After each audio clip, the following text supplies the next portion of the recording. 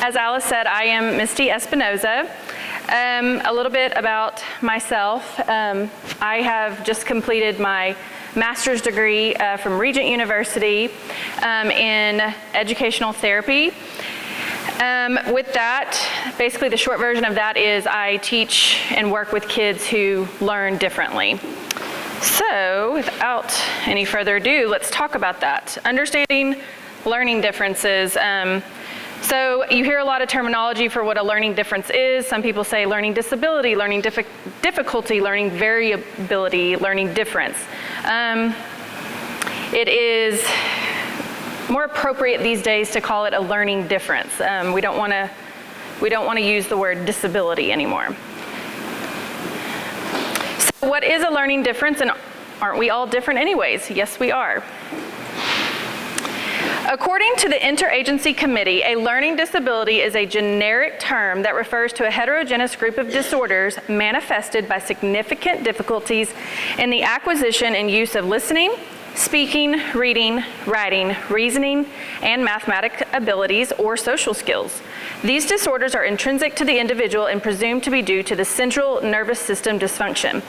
This was pulled directly from a Birch-Carriker book called Multisensory Teaching. This is the legal term for a learning disability, and when they wrote this, it was still being called learning disability. So it's important to understand that it is a nervous system dysfunction. It's not a behavior issue. Today's content, I'm going to quickly go through visual motor deficit, executive function disorder, dyslexia, apraxia, sensory processing disorder, ADHD, autism, and mental health in children. And before I go any further, everything is academic based that I'm going to be talking to you all about. There will be some medical things in here that I have pulled from research and science. I would ask that you always consult with your child's pediatrician before making any decision, and thinking about this from an academic standpoint and not as so much of a medical standpoint. Come on.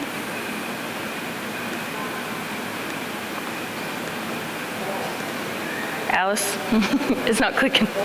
Does it go? Click.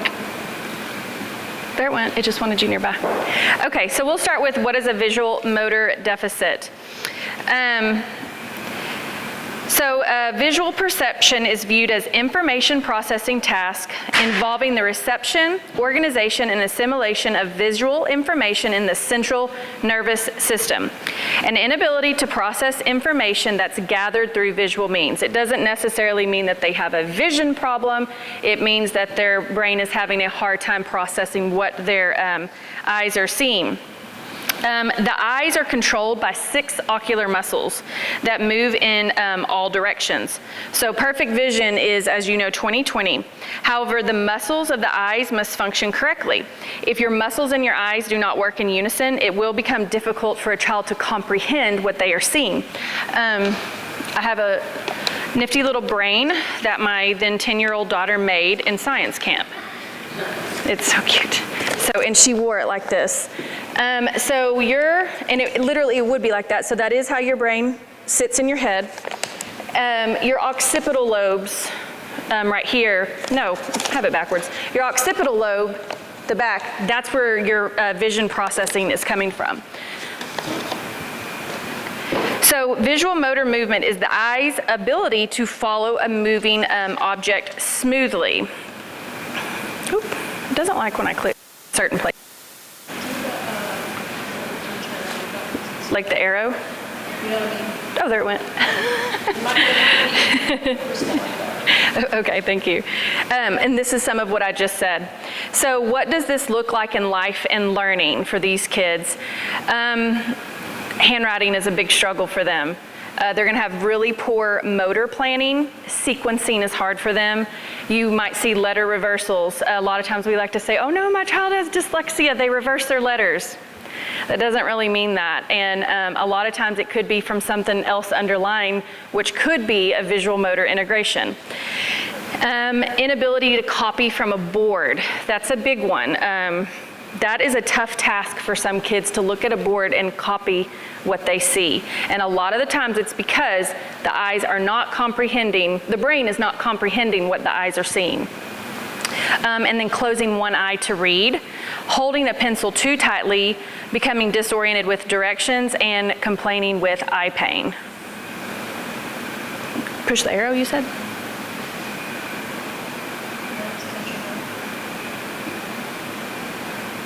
Okay.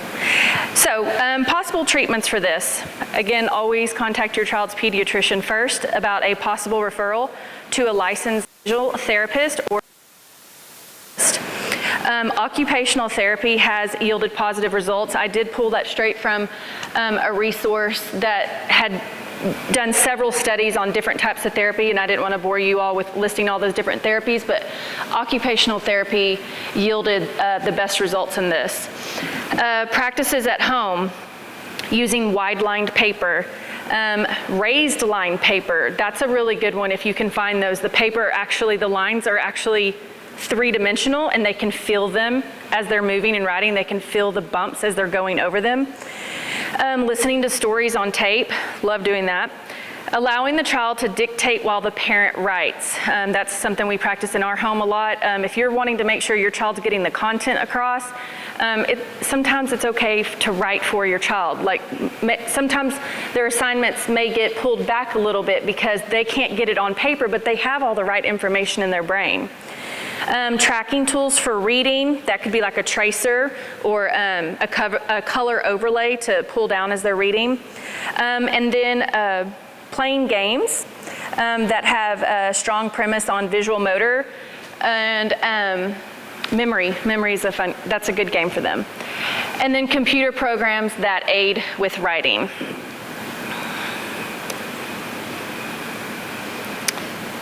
So, oh, that's not it. Rhythmic writing. This is a technique that we use in a program that I am licensed in. I'm a licensed, I should have told you all this at the beginning, I am a licensed NILD educational therapist. One of our core techniques is called rhythmic writing. This is a technique that develops skills that helps with directionality, it improves visual motor integration, it increases processing speed, and it strengthens executive function. And that's actually pulled straight from the NILD website. It helps develop handwriting, and if you complete it 4 times a week for up to 2 years, it has a drastic positive results. And then 2 other things called square puzzles and Pythagoras, which I will tell y'all what those are. They are part of the techniques. This is a picture of my son when he first started doing rhythmic writing. It looks like he's just doodling on a chalkboard, and that's what he thought he was doing too for a while. But there is a method behind what he's doing. The first part of this that I don't have a photo of is doing figure 8s. And as he's doing the figure 8s, I am telling him, he's telling me what direction he's moving. So he's saying left, right, and he's saying it. As he's going around the 8, I throw out a math problem. And they're simple, nothing crazy, but what is 5 plus 2? He has to continue telling me the direction, and then he has to also throw out the math number. Then I say switch, he has to switch his direction, and he has to continue telling me. All kinds of things are firing in the brain for this. It is moving every which direction. Then we switch over to this, which is, they're called motifs, and they help develop handwriting and help kind of carve that pathway for cursive. Very first time not the very first time, but the first month he did rhythmic writing, one of the days he was standing up in front of the chair to do it, and he started crying. So I thought he just didn't want to do it. It turned out his perception, he said it's painful. He said, this is hurting me. And I thought he was, again, just being a boy and not wanting to do school. And when I asked him to describe that pain to me, he said, you're making me stand, and their stance is very important. He said, you make me stand on both of my feet, and you make me put my back straight, and you're making me, and I'm not, and at that time I realized how probably unaligned his spine was, how used he was to having bad posture, and how his grip was just horrible. And so all of this like pushed that into a proper direction for him.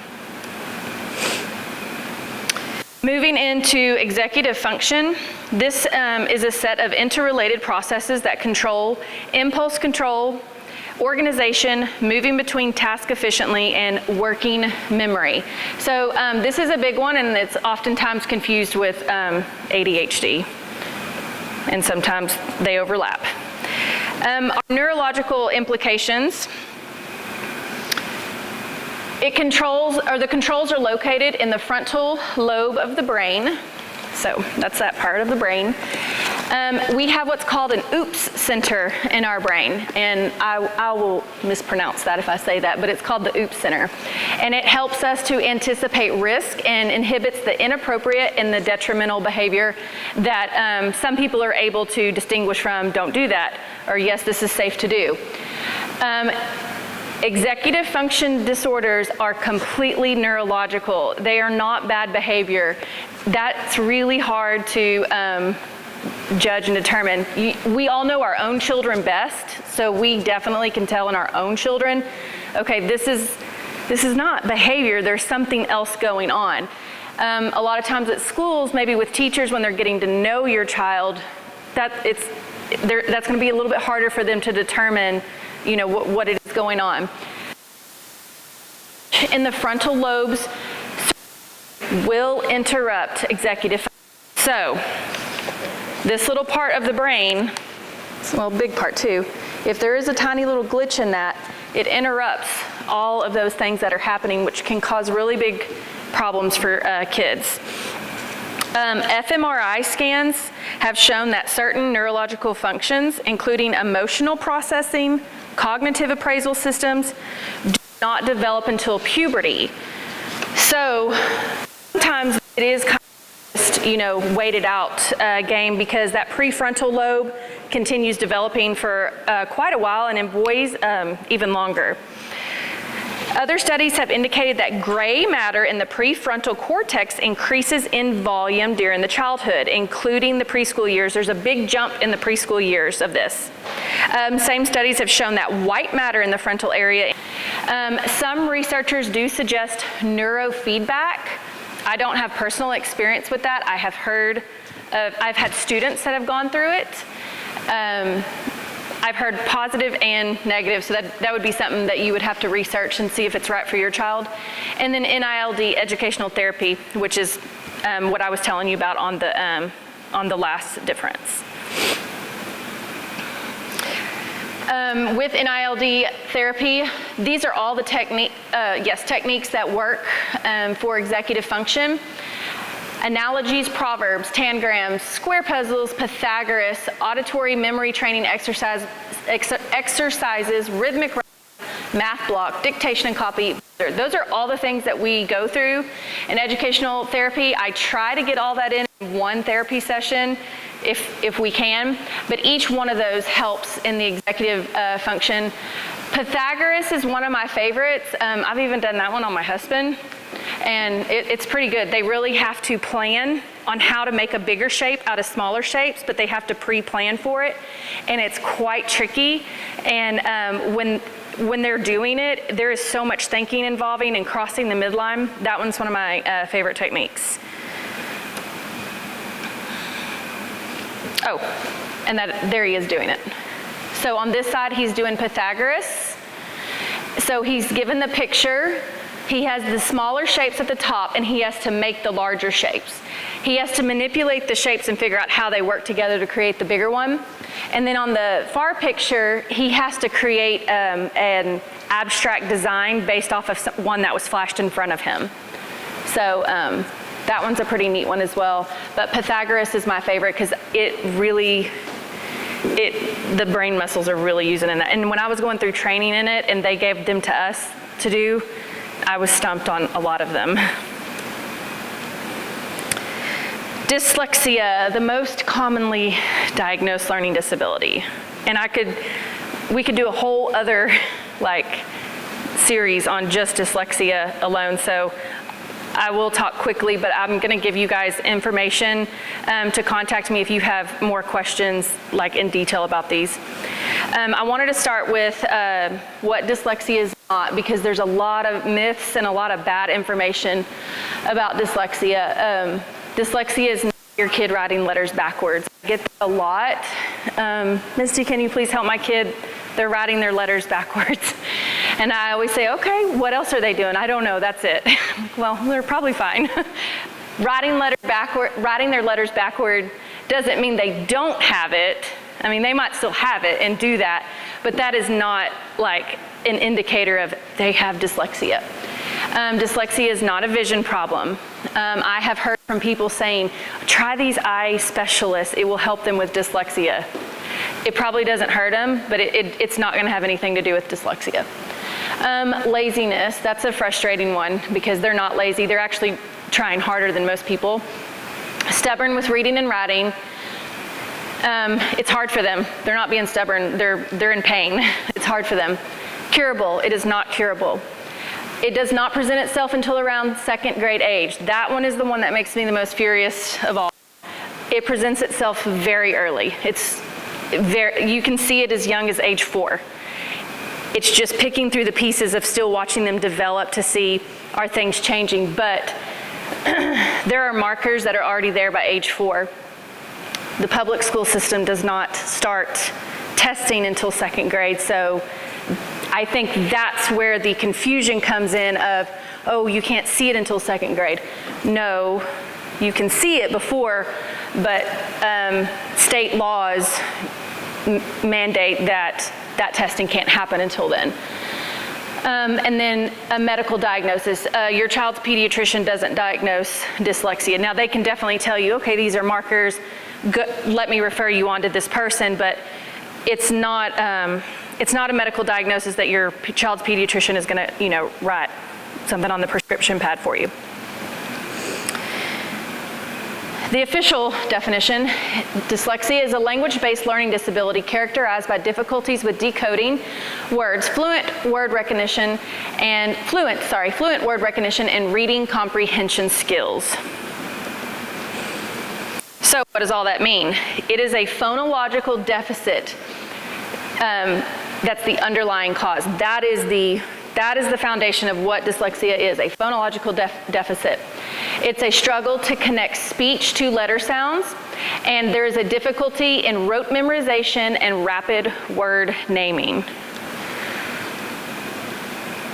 So again, our trusty brain, we have Broca's area, and I'll get to those in a second. So dyslexia is a neurological disorder. Paul Broca, which is where Broca's area came from, established that the roots of reading originate in the cerebral cortex of the pathways than non-dyslexia readers. So that's where I want to show you these. This is from Texas Scottish Rite. So you have a baseball field. You have a baseball diamond. Pretend like that's a baseball diamond. But it's also part of your brain. So when the batter comes up to base, to home plate, and he hits the pitcher throws the ball, I'm suddenly forgetting baseball, and he hits, and he gets a single, he's gonna run to that first base, which is our eye. Okay, then the next batter comes up, he's gonna hit, guy at first base goes to second base, guy at first base, or home plate goes to first base. That continues until the bases are loaded. The last guy comes up and he hits a grand slam. So everybody runs home, the last guy hits all pathways. If you can see from the ear to the eye, those pathways are getting worn down and worn down and worn down and worn down. But when the guy was on first base, second, and third base, did any of it matter until the guy came and hit the home run? Not really, because nobody scored any points yet. So if that guy got out and everybody had to go into the dugout, there were no points scored. So unless the child can hit all the pathways, their reading is not going to make sense to them. They're not going to be able to comprehend. They're not going to be able to read fluently. Kids that have dyslexia don't take those pathways. Where we're reading like this, they're reading in all other directions. They can still get there, but it took a lot more work for them. It was very laborious for them, and they are worn out. Detection. Earliest and easiest way to detect signs is to listen to how your child speaks. This is at that young age that I was telling you about at 4 years old. Delayed speech is an indicator for dyslexia. Difficulty in pronunciation and word retrieval. Rhyme sensitivity, learning the ABCs or identifying the letters of the alphabet. If they are at 4 or 5 years old and they're not recalling any letters and sounds, or they still can't sing the ABCs, or you can tell maybe there's something going on with speech, those could be markers for dyslexia. Doesn't necessarily mean that they are, but those are early indicators for them. So, being proactive and helping your child. How can you help? Listen to your child read as much as you can. Read a lot with your child. When you're tired of it, do it again. Read out loud to them. Reading out loud to them helps them build vocabulary. So I cannot, if y'all have never ever read the book or listened to Sarah McKenzie, Read Aloud Revival, she has a book about reading out loud to your kids. And then there's another one called the Read Aloud Handbook. That gives a lot of good information on the benefits of what reading to your child does. The amount of vocabulary that it builds for them is astounding. So, diagnosing, I won't go through all of that, but information is gathered if your child's in public or private school. Information is gathered by the classroom teacher, if they see any other specialist, a speech pathologist if they're in speech, and then there is something that needs to be done from the medical doctor. Testing needs to be done in a highly trained literacy center. It needs to be done by a professional that is trained in the testing. And sometimes different states, they have different words for it. Ours is school diagnostician and a school psychologist that can diagnose it. In Texas, the students are having a specific learning disability, even though we were told not to say that, specific learning disability with the condition of dyslexia. So it's hard to get anybody to say, yes, your child has dyslexia. You're going to hear there's markers for dyslexia or there's conditions for dyslexia. If those things are told to you, then you can just move on with a dyslexia protocol. And then, that is from a quote from the International Dyslexia Association, just telling you what your next steps would be if you are given that diagnosis. And that's straight off of their website. Did it turn? No. So intervention for dyslexia. Early intervention is key. Direct, systematic, explicit, multisensory instruction is a must. If it's not that, it's not going to work. It has to be all of those things. It's got to be alphabetic phonics based. A small group setting with structured literacy approach. Teaching should include the 5 reading skills. It should have phonemic awareness, phonics, fluency, vocabulary, and comprehension in the teaching. Proper remediation and educational accommodation should be given to students. And again, I can't stress enough, it's got to be multisensory and it's got to be alphabetic phonics based. Other programs don't work. So programs, NILD educational therapy, alphabetic phonics, MTA, Midlothian ISD uses MTA, Texas Scottish Rite Take Flight, Waxahachie uses Take Flight. I am certified in Take Flight. Linda Mood-Bell's LIPS program, the Wilson Reading System. Ooh, I misspelled that. And Urey and Clark, which are big researchers in dyslexia, they suggest 3 other programs that I had not heard of, but I just put what they said. Success for All, Recipe for Reading, Slingerland Approach. If any of you are homeschool parents and you're teaching your child to read at home, this is going to be the closest, all about reading. This is going to be the closest program to what that is, if you're wanting to do it with your child. This is the only program I have found that is as close to what Scottish Rite says should be done with dyslexia children. Moving on to apraxia of speech. This is a difficulty in speaking due to motor speech disorder. This is a motor speech sound disorder with impairments in the accuracy of speech sounds. This is a disruption in transition between sounds, syllables, and prosody. Treatment should address the specific concerns of childhood apraxia of speech through a motor-based approach. This is a system I was researching about where it's actually a sonogram machine, and the kids hold it up and they watch what their tongue is doing. So I was reading some research on that and looking at the photos, and that was pretty cool. And I found that on apraxia-kids.org. The neurological implications. It is a neurological disorder. Speech is impaired in the absence of a neuromuscular deficit such as abnormal reflexes or abnormal tone. In most cases, the cause is not identified. There is a greater chance for comorbidity to occur. That means kids with apraxia of speech have a greater chance of having an additional secondary difference. How to treat. So the 5 overriding principles that align with the principles of motor learning that was found straight from the Foundations for Working with Kids website is phoneme sequencing, repetitive practice, intensity of treatment, selection of target utterances, and multisensory cues and feedback. Again, multisensory.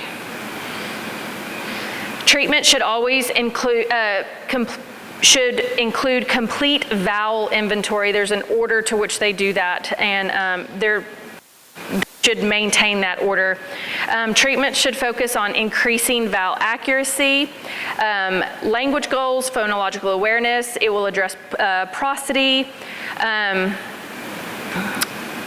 Children with multimodal communication have multimodal forms of communication when needed, and goals should change over time. You don't want your child, if your child is in any kind of speech program, you want to see that their goals are changing and that those goals are being met. If they're having the same goals and nothing ever is changing from that, you might want to just kind of reevaluate and see what's going on there. So speech language pathologists are experts in helping speech students reach their target goals. It is okay to ask your child's SLP to teach you the cues used in treatment to help your child at home. Parents who partner with their child's SLP increase the chances of success. So definitely, if your child is in speech, ask the pathologist to show you those cues. Do them with your child. It is a disorder of the brain or nervous system wherein a person is unable to perform a task or move. Oh, I'm sorry, this is other forms of apraxia, I'm sorry. So that was focused on speech. This is just other parts of the body. And that's when a person is unable to perform a task, even though the brain is telling them to do it, they can't do it. You see this a lot of times in like stroke victims. There are other reasons for it, but that's where I've seen it the most. So when apraxia develops in a person who was previously able to perform a task, this is called an acquired apraxia. Common types are brain tumors, trauma to the brain, dementia, neurodegenerative disease, and stroke, which are awful. Sensory processing disorder. This one is near and dear to my heart. So sensory processing disorder is the time that's required to perform an intellectual task or the amount of work that can be completed within a certain period of time. Processing speed involves one or more of the following functions: the amount of time it takes to perceive information and formulate and act on response. So how do I know if my child has a slow processing speed? Processing speed deficits should be evaluated through a formal assessment by a professional or a psychologist. My son's pediatrician evaluated him on this, so definitely, again, talk to your child's pediatrician. Processing speed is sometimes an indicator of another underlying problem, with the most common being ADHD, with an inattentive subtype. The second largest category of children with slow processing disorder are those that have learning disabilities, especially dyslexia, nonverbal learning disabilities, and any other kind of language-based disabilities, and then you see it a lot in autistic children. Another group who may exhibit signs of slow processing are those with psychological issues such as depression, anxiety, and severe trauma.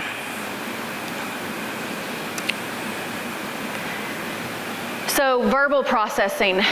I won't go through all of that. Again, that'd be something that you can take a picture of. But there's different types of processing speed. So this one is on the verbal side of it. Appears not to understand, overwhelms, needs additional time. Visual processing isn't picking up exactly what it says. Isn't picking up on subtle things, doesn't pay attention to detail, stares off into space. Motor processing. These children appear lazy. They appear unmotivated.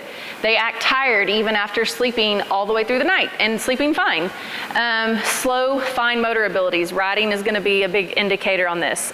Slow gross motor, catching and throwing a ball. Is unable to do assignments but not within the allotted time. Reluctant to start tasks, and writing is very laborious. And again, it looks just like ADHD, and a lot of times they are overlapping each other. Academic processing, they're slow readers, they lack fluency, lots of spelling errors, recalling math facts, learning those multiplication tables, it's hard for these kiddos, distracted easily, and a big one that I know from personal experience is expressing ideas with writing. General problems, they just seem slow, honestly, they just seem slow. They're very often confused, they respond with what a lot. They're hesitant, they don't really want to join in on conversations or tasks, and they lack persistence, and they tend to wander off. So will my child ever speed up? Yes and no. They will speed up, but probably not that of their peers.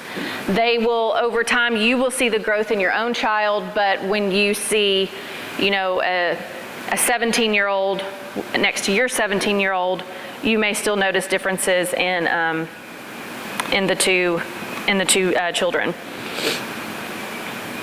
Different types of evaluations. There are school evaluations that you can do, and to start a school evaluation, so the law in Texas is 15-45-30. 15-45-30, if you can remember that. They have 15 days to respond. Then, if applicable, you may request a pre-evaluation conference to discuss your concerns. Then the school has 45 days to conduct the evaluation after receiving signed consent. 45 school days, not calendar days. Then the school has 30 calendar days to hold the ARD meeting. Okay, that is Texas law. And sometimes a phone call might be required to make sure that they don't forget. So please understand that the school evaluation is not to provide you, though, with a diagnosis of anything. The school is not diagnosing, but to describe what deficits they are seeing in enough detail in order to offer remediation and accommodations to help the child in school. So I wouldn't go in and ARD with the expectation of, well, I wanted to know if they had this or that. The evaluations they're going to give at a school are going to say, we see these things, this is how we can help them. For the medical stuff, that's where your child's pediatrician comes in, or an independent evaluation. Find a trained psychologist. We luckily do have one in town, and I have her information with me, who has specialized in the childhood psychology disorders as opposed to the treatment of the childhood disorders. Your child's pediatrician to find who is best for your family. Once the evaluation takes place, expect the child to be there for 3 to 6 hours. It is a very lengthy test. And some are so long, depending on they might have to come back the next day. After the evaluation, the psychologist will summarize the results with comprehensive results. Your treatment options, occupational therapy. A lot of times the schools will offer this. Emerald Cities, located in Waxahachie, now has a new occupational therapist. They lost her for a while, and there's a new one back now. Children's Health Center in Waxahachie has an occupational therapy program. Vision therapy, auditory interventions, nutritional approaches, and aquatic therapy. And all of the above should be discussed with your child's pediatrician first. And almost all of these are going to require the referral of your child's doctor anyways, especially for insurance and things like that. So to help at home, so time is the enemy with these kids. And if you have a child that's ADHD too, I would say this kind of goes with it as well. In our house, we would set a timer for everything my son was doing to help him. And we realized that it was making it worse. It was making it way worse. And we were like, can he not figure out the timers? Because the clock is what kept getting him in trouble. Oh, the timer went off and you didn't XYZ. And he was in trouble. So I incorporated what our consequences at home were going to be. It wasn't working. So one of the things we've started now is check-in times. I walk in the room, and I'm a mother of also, so I'm not talking from the cheap seats about this. So as a mom too, I understand some of these things. I would walk into the room and say, in 20 minutes, I'm gonna come back in this room and I wanna know what you have accomplished. I wanna see that this has already been finished. So I leave the room, and at 20 minutes, I come back without him seeing a timer, hearing a timer, and I come back and say, it's been 20 minutes, what have you done in that 20 minutes? That was the best way we could see that would help him feel the time, because kids with sensory processing and ADHD cannot feel time. So when the timer goes off, in their mind, it's like, you just said it. Like, I don't understand, how is that already 45 minutes or whatever? But when you're doing the timing and walking in and out and say, from the last time I walked out of this room to the next time I walked in this room, that was 20 minutes. Do you see what it felt like? In 20 minutes, your handwriting should already be completed by now. So that segues us into ADHD, which is an attention deficit hyperactivity or inattentive disorder. It's a neurobehavioral disorder that is defined by persistent and maladaptive symptoms of hyperactivity, impulsivity, and inattention. What ADHD is not, it does not, some people say it doesn't exist. Those kids are just bad. Everybody says ADHD. That's false. Environmental factors cause ADHD. Our world is so polluted, so kids have poor diet. Oh, you feed them too much sugar and gluten, so that's probably why they have ADHD. Worsen the symptoms. Or no, I'm sorry, they don't worsen the symptoms according to science, but it's definitely not bad to, obviously, we want our kids to be on a healthy diet, but they're not the cause of ADHD. As I already said, it is a medical disorder, and it does have levels of mild, moderate to severe. You definitely have to have a team if you have an ADHD child. You have to have a team. You have to have a village. Your pediatrician is going to be very important. If your child attends school, the teacher needs to be included. The child should be asked how they feel, especially pertaining to behaviors that cause them trouble. Please don't exclude your child from their ADHD conversation. Especially if you have an older child, you need to ask him or her, how does this make you feel? When you're getting in trouble for this or when you're being reprimanded for this, what are you feeling? What are you thinking? Discuss your child's strengths and interests. And like I said, it's important to create that team. The child, the parents, any educational personnel, and definitely the pediatrician. Ask your child, how does it make you feel? Like I just said, are you aware of this behavior when you're doing it?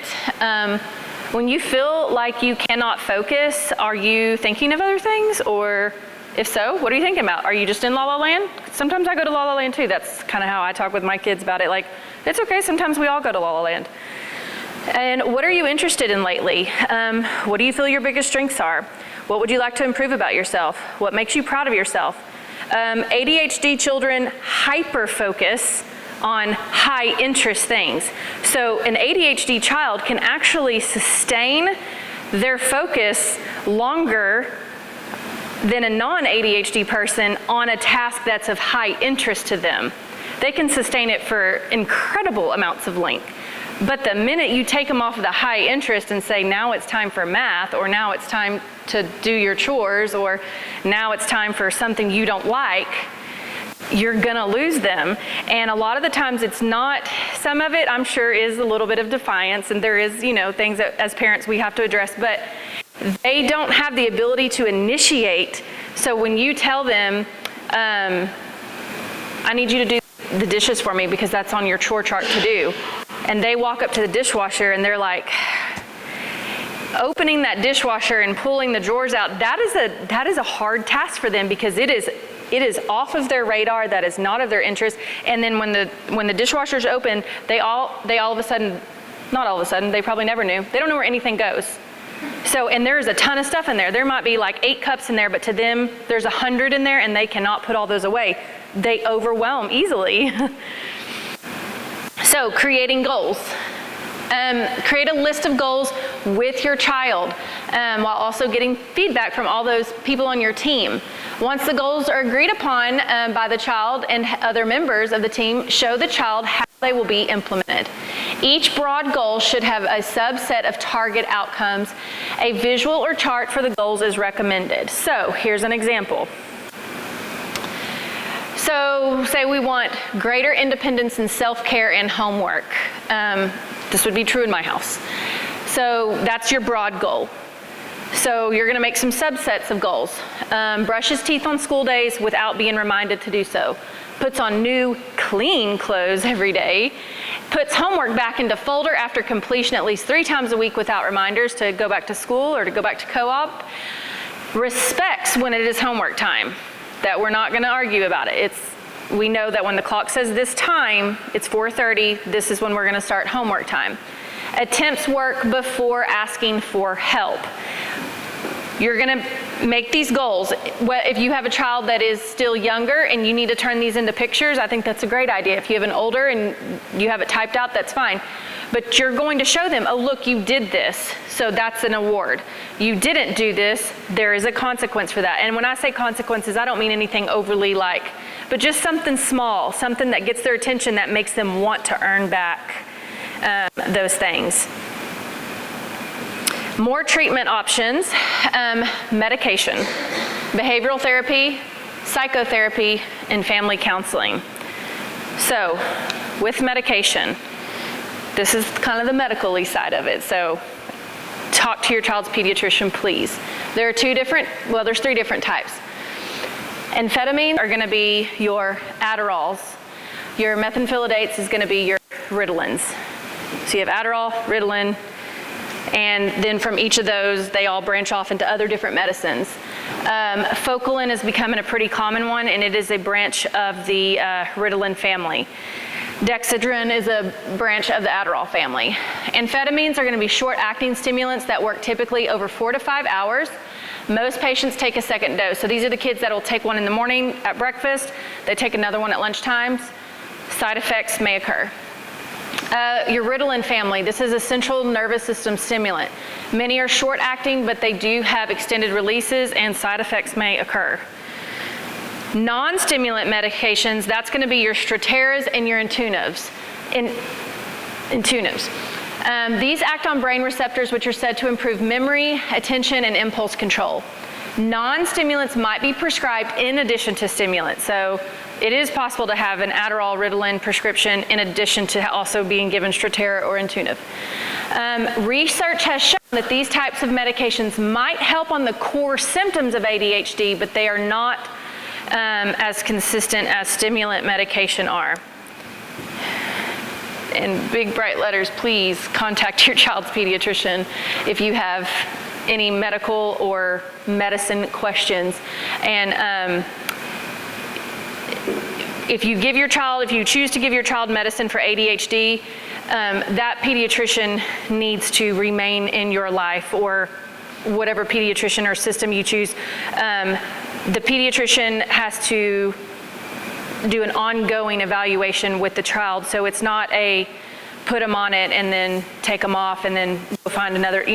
That doctor has to be consistently involved in how your child is reacting to that medicine and if it's working. And you'll find that some medicines, if you put your child on it, you will instantly know that does not work, that was not good, that's bad, let's not do that.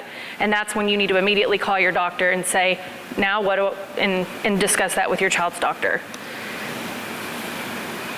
So medication should never be the only treatment. Please, if your child has ADHD, don't just give the pill and say, okay, we're done. That's it. That's all I need to do. If you choose to use medicine, that is just a tiny part of treatment on the greater scheme of things. ADHD is a team effort and should include communication among everyone. Please ensure that your child understands and supports the goals that you're creating for him or her. Please make sure your child is comfortable taking the medicine too. Make sure that they understand what it is, and be open and honest with your child. A lot of times we try to shelter things about our children that when they have differences, and I don't think we should do that. We should have the conversation with them. I'm going to very quickly go through these. This is autism. According to the National Institute of Mental Health, autism spectrum disorder is a neurological developmental disorder that affects how people interact with others, communicate, learn, and behave. They have difficulty with communicating, they have repetitive behaviors, and limited interest. Screening and assessment, the short version of all of this is talk to your child's pediatrician.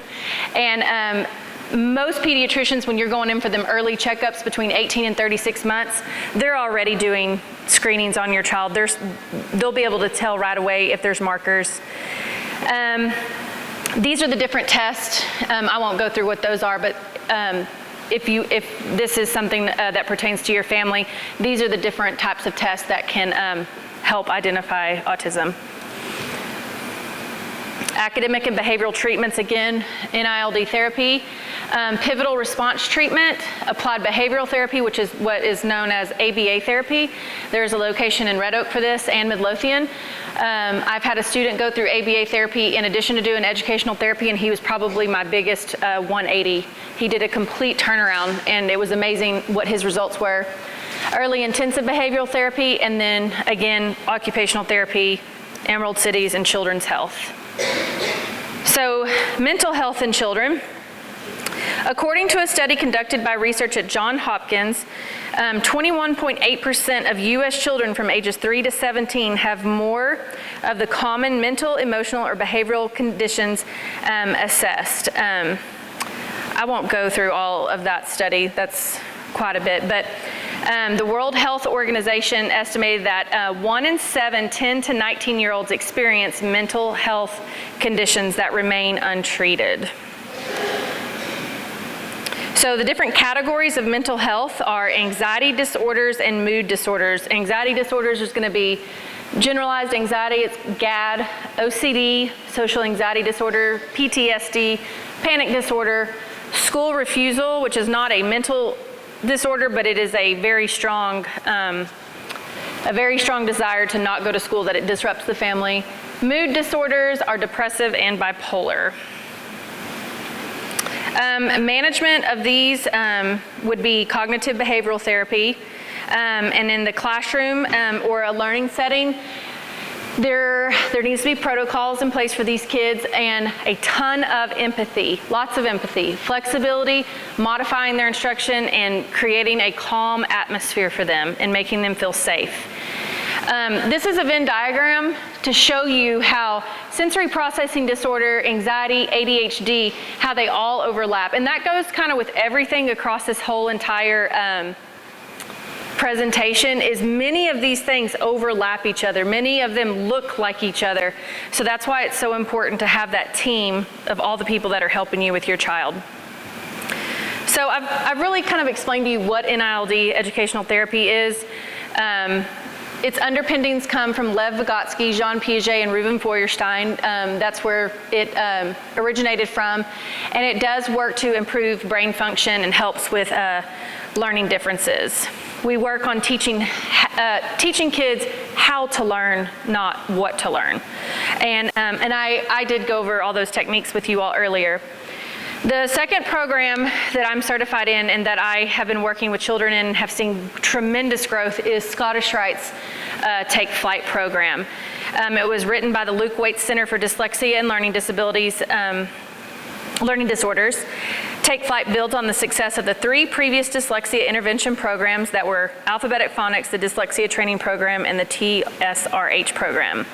And it is a Tier 3 intervention, so that means it's not something that a classroom teacher is going to be able to pull his child aside to do, and it's not something that you can just buy a book and just try to read it and do it with them. It does have to come from a skilled and certified therapist. This is one of my students currently, and he's at the board working on his code and reads with the sentence. This child could barely read. He could not write cursive at all, and writing in general was a struggle. We use the sound cards so that we can identify what our mouth is doing. They look in a mirror. They create the sounds of the word with the cards, and then they spell them. At the top is the prep work, which looks like Greek to a lot of people, but to him it made complete sense. And there is my little buddy right there writing a very long sentence for him in cursive and coding it. And his teacher said he has done amazing now. So for testing in Waxahachie, if you're wanting to do any kind of outside testing, I highly recommend Dr. Donaldson at the Donaldson Wellness Center. I have her cards here. She gave them to me today. So you're welcome to come up and grab one of her cards to do outside testing, and she's amazing. So she can also answer tons of questions. And then this is me. My company is called Prevail Educational Therapy. I am certified, again, in NILD Educational Therapy, and I am a trainee in the Texas Scottish Rite Take Flight program. I will complete that training next year. So they have us go through levels of it, so I'm level 1 certified. That was a lot of information spoken very quickly. Any quick questions or? Okay, thank y'all so much. I have cards for my information and Dr. Donaldson's information, and then as well as books that helped me on the parenting side of all of these things if y'all wanted to snap a picture of books to look at or check out. So, thank y'all, I appreciate it.